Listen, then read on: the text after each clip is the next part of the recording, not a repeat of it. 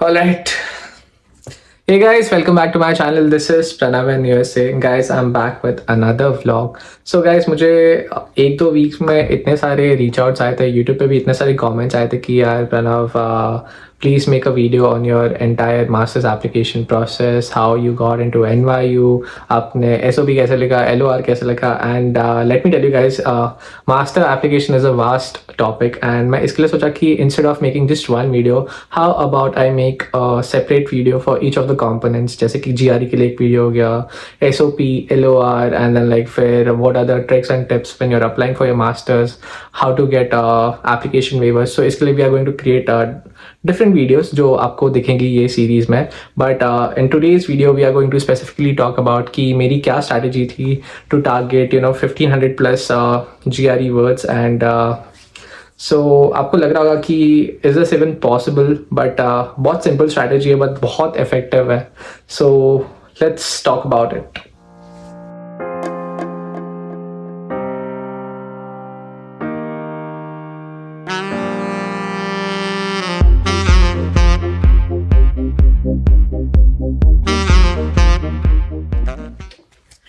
So guys, if you're new to my channel, my name is Pranav. I'm a recent NYU graduate and I've been living here in Brooklyn for almost 2.5 years, right? So guys, let's come back to the topic. So GRE experience, oh my god. मतलब when I started with my GRE prep, starting में तो मेरी भी फट गई थी honestly, मैं सच ही बोल रहा हूँ. सो गाइज मतलब when you open that book and इतने सारे वर्ड्स होते हैं, इतने सारे मीनिंग्स होते हैं, and then they tell you कि high frequency words are like 313, but वो 300 वर्ड्स कुछ नहीं है आजकल, because the benchmark has like बहुत ज़्यादा डिफरेंस आ चुका है. Because I know people who have been like doing 1000, 1500, 2000 words, and that is the case generally now. So 300 words से कुछ नहीं होने वाला है. So don't be scared because it's very common to be scared for this exam, because most of the times हमारे साथ मतलब I've seen this case कि Indians are more scared towards GRE verbal than the GRE quant. And क्योंकि हम लोग को सबको लगता है कि हमारा quant is much more stronger as compared to a verbal, and that was the case with me also. एंड जब मैंने प्रिपरेशन स्टार्ट किया तो मतलब मुझे भी लगा नहीं था कि मुझसे हो पाएगा नहीं हो पाएगा, but then like I was finally able to like come up with such a strategy, because of which I was able to like at least memorise more than 1500 words. So guys, आपको लग रहा है कि मैं झूठ बोल रहा हूँ, बट मैं आपके साथ ये एक्सपेरिमेंट करने वाला हूँ, एंड उसके बाद में आपको वो डिफरेंस पता चल जाएगा कि this strategy actually works. So are you ready? Alright guys, let's start with the experiment. So guys, before I share my strategy, मैं आपको एक वर्ड का मीनिंग पूछने वाला हूँ जो आपके GRE वर्ड्स लिस्ट में तो होने ही वाला है, डेफिनेटली होने वाला है. So the word is taciturn, and आपको मुझे इसका मीनिंग बताना है. ऑफकोर्स मैं अपनी स्ट्रैटेजी के बाद तो आपको बताऊंगा कि ये वर्ड का मीनिंग मैंने कैसे याद रखा है, बट अगर आपको ऑलरेडी पता है तो let me know in the comment section. So the meaning of the word was basically someone who is reserved और अनकम्युनिकेटिव.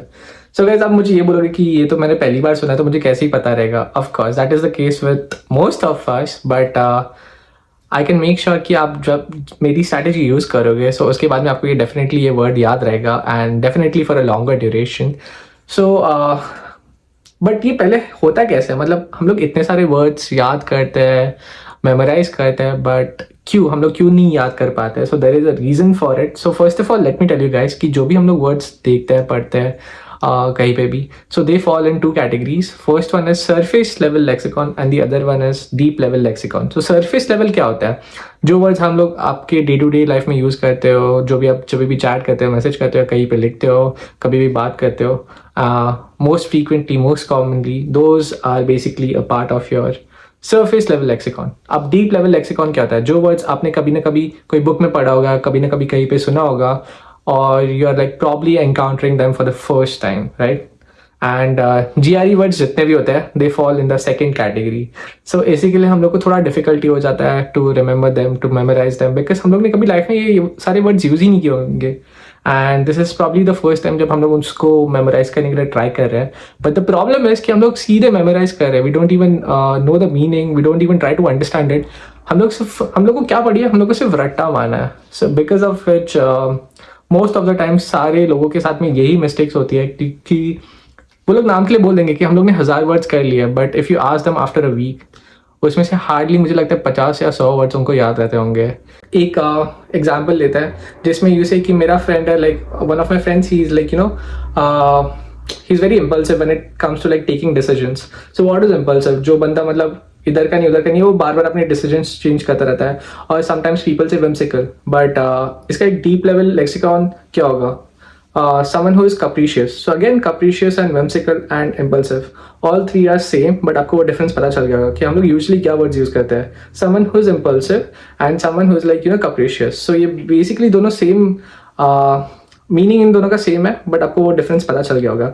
एंड इसी रीज़न की वजह से हम लोग को इतने सारे वर्ड्स याद नहीं रहता, because most of the words which appear in GRE ये सारे इस सेकंड वाले बकेट में फॉल हो करते हैं, which is basically your deep level lexicon. क्योंकि ये सारे वर्ड्स हम लोग ने first time we probably encounter them for the first time, या तो हम लोग ने सिर्फ उनको 1 या 2 बार पढ़ा होता है। एंड इसी रीज़न की वजह से हम लोग को इतने जल्दी याद नहीं आते हैं। एंड एक कॉमन स्ट्रैटेजी जो लोग यूज़ करते हैं ये सारा इतने सारे वर्ड्स लर्न करने के लिए, वो होती है बेसिकली कि they'll go through the word, उसका वो मीनिंग रट्टा मार लेंगे, and after 2 or 3 days when they are like trying to revise all of those words, तो उनको हार्डली कुछ याद रहेगा। क्यों? क्योंकि आपने वो कभी यूज़ ही नहीं किया है कभी लाइफ में, एंड आपने सिर्फ फर्स्ट टाइम उसका डेफिनेशन देख लिया, तो वो कभी आपको याद रहेगा भी नहीं। सो इसी के लिए guys you need to follow my strategy. So guys मैंने एक चीज़ नोटिस की कि अगर आप let's talk about the first word जो मैंने आपकी स्क्रीन पे रखा था, विच वॉज टैसीटर्न। अब आप सोचो कि टैसीटर्न का मीनिंग तो आपको पता चल गया, विच इज़ रिजर्व्ड और अनकम्युनिकेटिव। आप ये रट्टा भी मार लो, मेमोराइज कर लो, जो करना है कर लो, मैं 2 दिन 3 दिन के बाद पूछूंगा, आपको याद नहीं रहने वाला है। So that is the problem. हम लोग का जो अप्रोच होता है दैट इज़ द प्रॉब्लम, क्योंकि हम लोग वर्ड का सिर्फ definition we are just trying to memorise it, we are not trying to understand what the word actually means.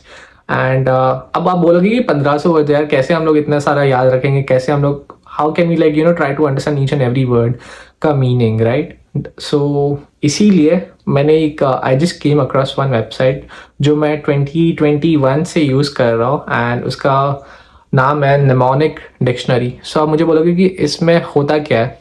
सो इसमें क्या होता है कि कोई भी वर्ड होता है, जो भी GRE के वर्ड्स मिलेंगे, ये सारे वर्ड्स आपको इस वाले वेबसाइट पे भी मिल जाएंगे। एंड इसमें लोगों ने अपनी स्टोरीज शेयर की है कि how to remember each and every word.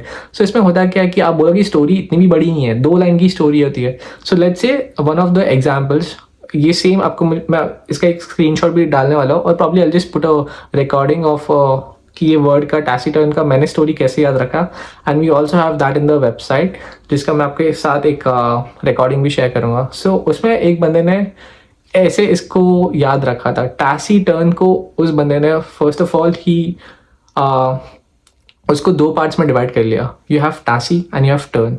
Turn is of course you are taking like let's say left right, कहीं पे भी कोई भी डायरेक्शन में टर्न मार रहे हो। टैसी को ही changed it into taxi. Now let's think of a story which you can make using these 2 words, taxi and turn. आप बोलोगे कैसे बना सकते हैं, एंड इससे वो वर्ड मीनिंग भी कैसे डिराइव होगा। So let's think of a situation कि आप कोई टैक्सी में बैठे हो या जब कोई रिक्शा में बैठते हो, एंड आप ट्रैवल कर रहे हो, and most probably for most duration आप वो जो भी टैक्सी ड्राइवर है या जो भी रिक्शा ड्राइवर है, आप उससे कभी बात तो नहीं करोगे, बट आपको याद होगा कि आप उससे एक ही टाइम पे बात करते हो जब भी आपको बोलना होता है उसको कि अरे भैया लेफ्ट मार लो या भैया राइट मार लो, you have to make a right turn, you have to make a left turn, and that is when you talk to him, right? So for most most duration आप उसके साथ मतलब कभी बात नहीं करते हो, and it's just like when you have to make a turn, right? So उस वे में ही वॉज एबल टू डिराइव कि you are being reserved, you are not communicating with the driver, so you are being uncommunicative, right? And that is the way he remembers this word. And मैंने भी सोचा कि हाँ यार, it makes sense कि हम लोग जब रिक्शा में हम लोग जब बैठते हैं, only when we have to like make a left or right, तभी हम लोग ड्राइवर से बात करते हैं, and for most amount of time हम लोग तो चुप ही रहता है। So yeah, that is how I remember the word taciturn, which is reserved or uncommunicative. Now let's try one more example. So this is the word sanguine. So अब आप अगर आपको मीनिंग इसका ऑलरेडी पता है, so good for you, but अगर आपको नहीं पता है, so it means positive, you can say. So आप बोलोगे कि आप let's try the same strategy on this word. So again, like इस word को break down करो. So again, if you try to break down this word, तो इसके 2 parts बन जाएंगे, sang sang, जो गा रहा है, right? And you have UINE. So again, I had one more story from this website कि जिसमें इस बंदे ने क्या किया था, sang and UINE को he converted that into wine. So when you have wine, the guy starts singing. So which means like he's just happy, he's just enjoying the moment, right? And that is how he was able to derive the meaning of this word, which was positive, right? Being cheerful. So in this approach, मैंने notice किया कि oh shit, मुझे उस word का direct meaning कभी याद ही नहीं रखना है. I just have to like break down that word and I just have to remember the story की ओ या ओके, मतलब उस स्टोरी से मतलब मेरा मीनिंग डिराइव हो रहा है. So in that way it became much more easier for me to like at least I was able to do 50 words a day. And in this way matlab I was able to like cross I think 20-30 days mein literally I was hitting around 1500 words. So guys matlab ab if you see realistically तो फिर 1500 words भी मतलब कम ही होगा, because there are obviously going to be words जो आप first time encounter करोगे. बट मुझे ऐसा लगता है the more words the merrier it is, right? क्योंकि 300 वर्ड्स से तो बेटर ही है कि you should be at least knowing 1000 words, right? So अगर आप ये स्ट्रैटेजी यूज करोगे so definitely you'll be like you'll find some difference, you'll find it more effective कि आप ये एक बार ट्राई करना और मुझे बताना कि आपको ये यूजफुल लग रही है, ये आपको इफेक्टिव लग रही है नहीं लग रही है. And there is one more sentence कि अभी सेंटेंस नहीं सॉरी वन मोर वेबसाइट. आपने बोलिए कि अच्छा ओके अब मुझे स्टोरी भी पता चल गई, but how do I remember कि इसको यूज़ कैसे करता है? So there is another website that I use to use which is words in a sentence. Words in a sentence का भी मैं एक अलग से रिकॉर्डिंग डालूंगा and for the exact two words या. सो अगेन इसमें क्या करना कि आपको पहले अप्रोच क्या होना चाहिए, ठीक है? आपके पास जो भी आपके पास जीआरई की बुक होगी या जहाँ से भी आप ये सारे वर्ड्स रेफर करो, okay, you have that book first of all, right? वो वर्ड आप एक पिक करो, आप वो वर्ड नेमोनिक डिक्शनरी में जाके I am gonna put the links for both the websites. तो आप नेमोनिक डिक्शनरी वाली वेबसाइट पे जाओ, यू पुट दैट वर्ड, आपको उसकी अलग अलग स्टोरीज मिलेगी. एंड इसमें ऐसा नहीं है कि हिंदी में स्टोरीज लिखी है, इंग्लिश में स्टोरीज लिखी है. Again like you can pick any of the stories जो आपको लगता है कि oh this is relatable, oh this is easier to remember. So it's up to you कि आपको कौन सी स्टोरी पिक करनी है for that particular word, right? क्योंकि सारे लोगों ने उसमें अपनी अपनी स्टोरीज डाली है.